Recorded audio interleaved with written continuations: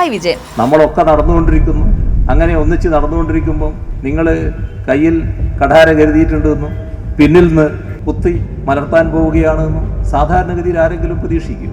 10 വർഷമായിട്ട് നമ്മുടെ മുഖ്യമന്ത്രിയാണ്. ഇന്ന് കേരളം ഏറ്റവും കൂടുതൽ കാണുന്നത് ഈ മനുഷ്യന്റെ മുഖമാണ്. എങ്ങനെയാണ് അദ്ദേഹം ആ പവറിലോട്ട് എത്തിയത്? കമ്മ്യൂണിസ്റ്റ് വിരുദ്ധത ബാധിച്ചാൽ എന്തുമാകാമെന്നാണോ, എന്തസംബന്ധവും എഴുന്നള്ളിക്കാമെന്നാണോ?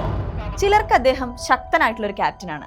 ഉയർത്തിപ്പിടിച്ച വടിവാളുകളുടെയും നടുക്കുകൂടെ തന്നെ ഞാൻ നടന്നു പോയിട്ടുണ്ട്. മറ്റു ചിലർക്ക് കർക്കശക്കാരനായിട്ടുള്ള ഒരു ഏകാധിപതി. അത് പുറത്ത് പോയി ചോദിച്ചാൽ മതി. പക്ഷെ frankly we don't really know this guy. പൊതുവെ അഭിമുഖങ്ങൾക്കൊന്നും ഫേസ് കൊടുക്കാത്ത അദ്ദേഹം ഇപ്പൊ ഓടി നടന്ന് ഇന്റർവ്യൂ കൊടുക്കുകയാണ്. ഇതൊരു വാഴ്ത്തുപാട്ടല്ല, ഇലക്ഷൻ പ്രൊപ്പഗൻഡയല്ല, സ്പോൺസേർഡ് വീഡിയോയും അല്ല. പക്ഷെ നമ്മുടെ മുഖ്യമന്ത്രിയെ പറ്റി അറിയാൻ ടീം FII നടത്തിയ ഒരു ജേണിയാണ്. അപ്പൊ നമുക്ക് തുടങ്ങാം.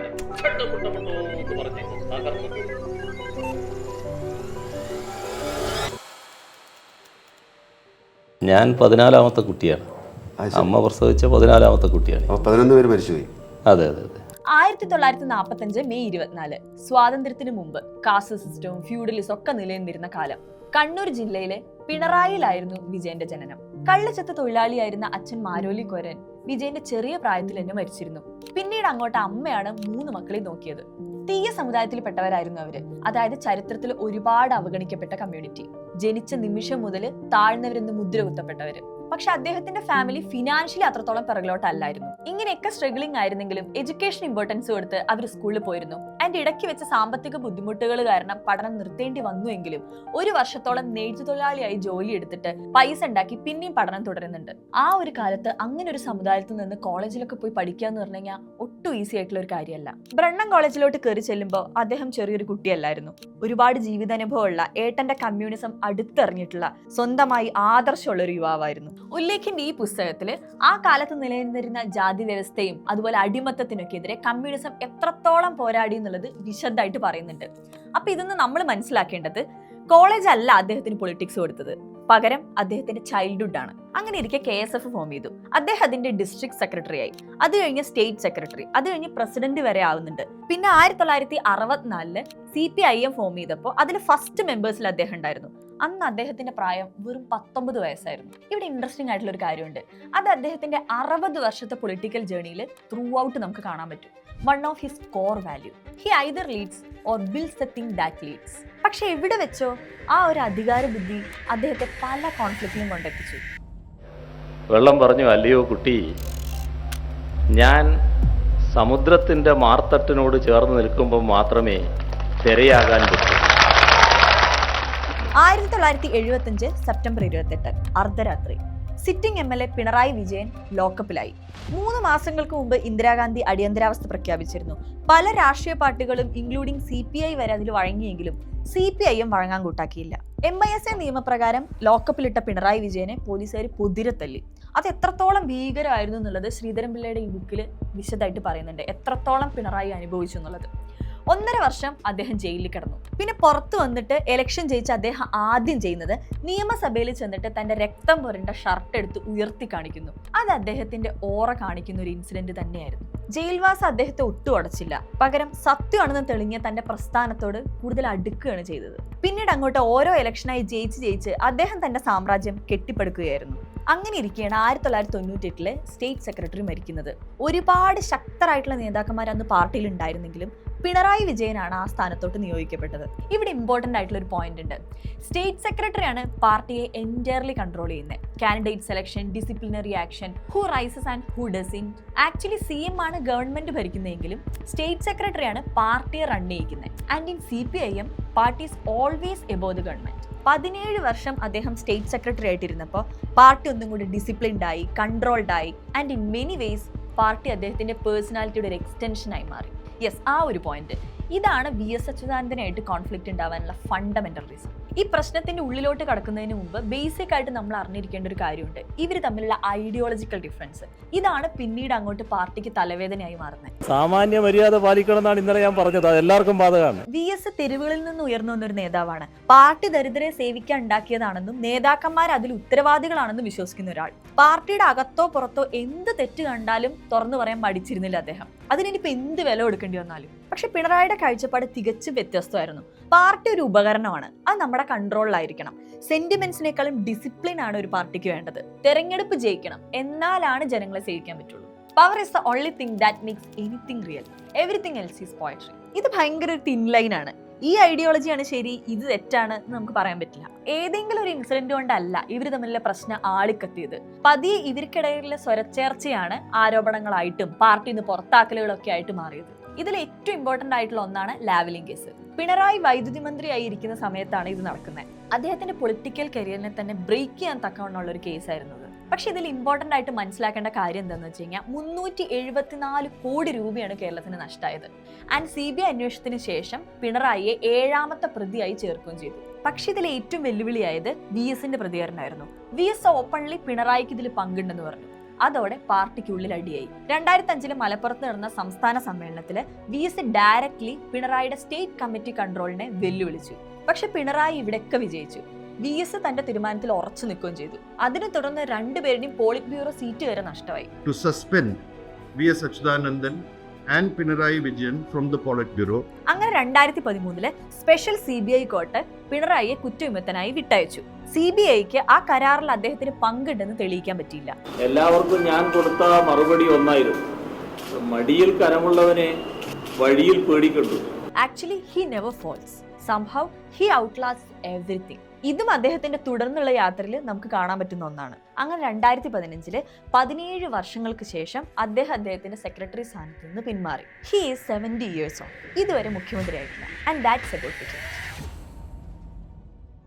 പിണറായി വിജയനായ ഞാൻ നിയമം വഴി സ്ഥാപിതമായ 2016 മെയ് 25 പിണറായി വിജയൻ കേരളത്തിന്റെ മുഖ്യമന്ത്രിയായി സത്യപ്രതിജ്ഞ ചെയ്യുന്നു. 2016 തൊട്ട് 21 വരെയുള്ള കാലഘട്ടം നമുക്ക് ഓർമ്മയുള്ള ഒരു സമയമാണ്.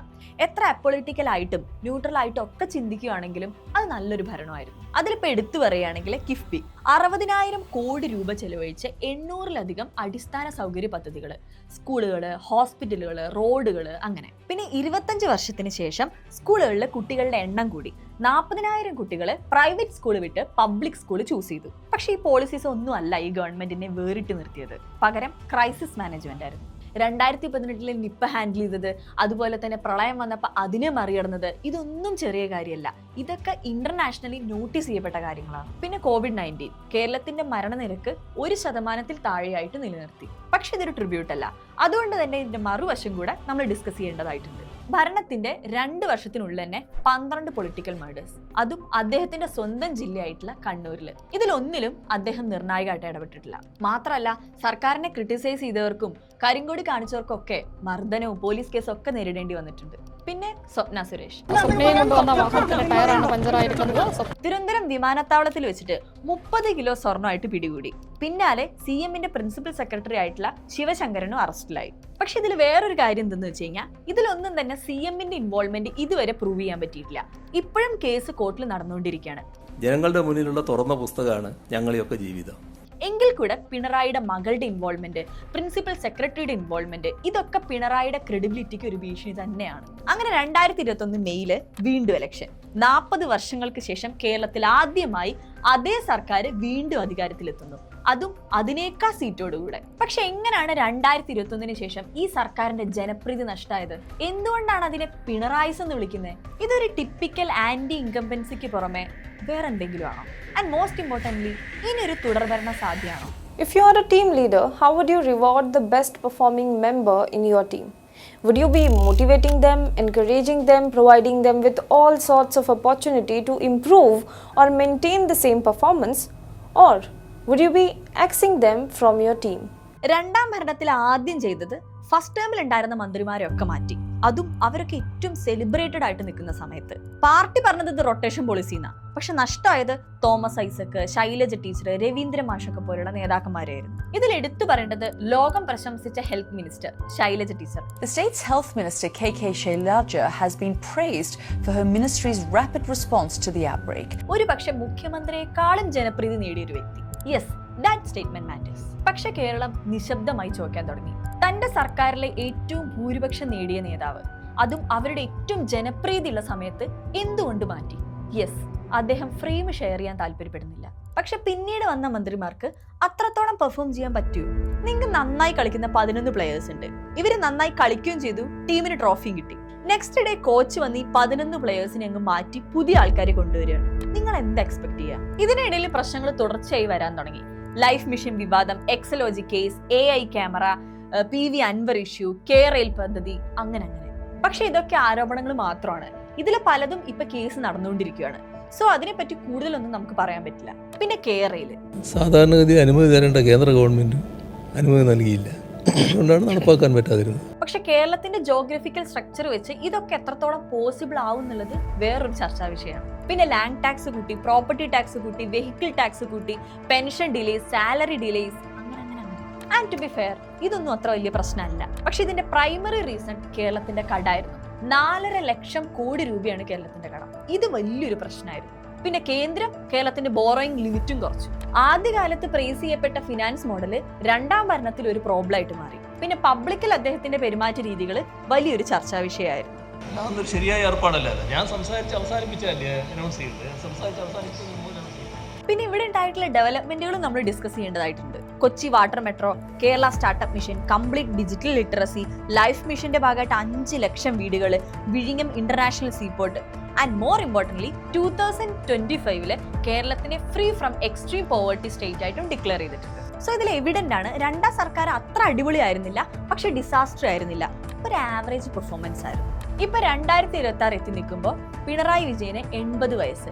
3ാം ഭരണത്തിനായിട്ട് അദ്ദേഹം വീണ്ടും രംഗത്ത്.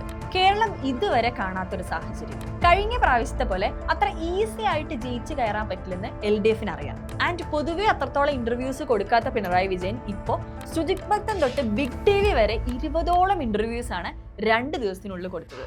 ആൻഡ് റോഡിൽ ഇറങ്ങിക്കഴിഞ്ഞാൽ നിങ്ങൾക്ക് മനസ്സിലാവും എത്രത്തോളം ബിൽ ബോർഡ്സ് ആണ് വെച്ചിട്ടുള്ളത്. ഇതിനൊരു റീസൺ ഉണ്ട്, ഞാൻ പറഞ്ഞു.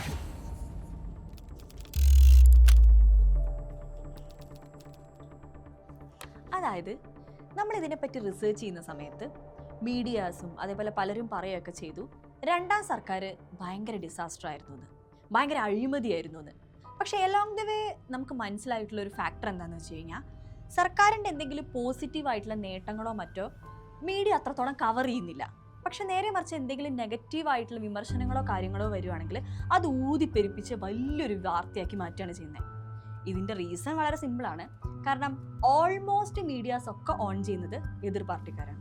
സോ ആ ഒരു ഇമേജ് വീണ്ടെടുക്കുക എന്നുള്ള ഉദ്ദേശത്തോടെ ആയിരിക്കും മുഖ്യമന്ത്രി ഇങ്ങനെ ഓടി നടന്ന് ഇന്റർവ്യൂ കൊടുക്കുന്നത്. തനിക്ക് ശേഷം പ്രളയം, ഇത് നിങ്ങൾ ചരിത്രത്തിൽ കേട്ടിട്ടുണ്ടായിരിക്കും. അതായത് ഒരു ലീഡർ ഇറങ്ങുന്ന സമയത്ത് അതുപോലെ എഫിഷ്യൻ്റ് ആയിട്ടുള്ള ഒരു ലീഡറെ ഉണ്ടാക്കാൻ സാധിക്കണം. ഇത് തന്നെയായിരിക്കും ഒരുപക്ഷെ പിണറായി ചെയ്ത ഏറ്റവും വലിയ പോരായ്മ. So that's it. നിങ്ങളുടെ ഒബ്സർവേഷൻസും അതുപോലെ നമ്മൾ മിസ് ചെയ്ത പോയിന്റ്സ് ഒക്കെ കമൻറ്റ് ചെയ്യുക. ഒരു കാര്യം കൂടെ പറയാനുണ്ട്, നമ്മൾ ഒരാളെ പറ്റി കൂടെ അറിയേണ്ടതായിട്ടുണ്ട്. Opposition leader VD Satheesan. അധിക നാളായിട്ടില്ല അദ്ദേഹത്തിൻ്റെ പേര് നമ്മൾ കേൾക്കാൻ തുടങ്ങിയിട്ട്. സോ VD സതീശനായിട്ട് അടുത്ത വീഡിയോയിൽ കാണാം.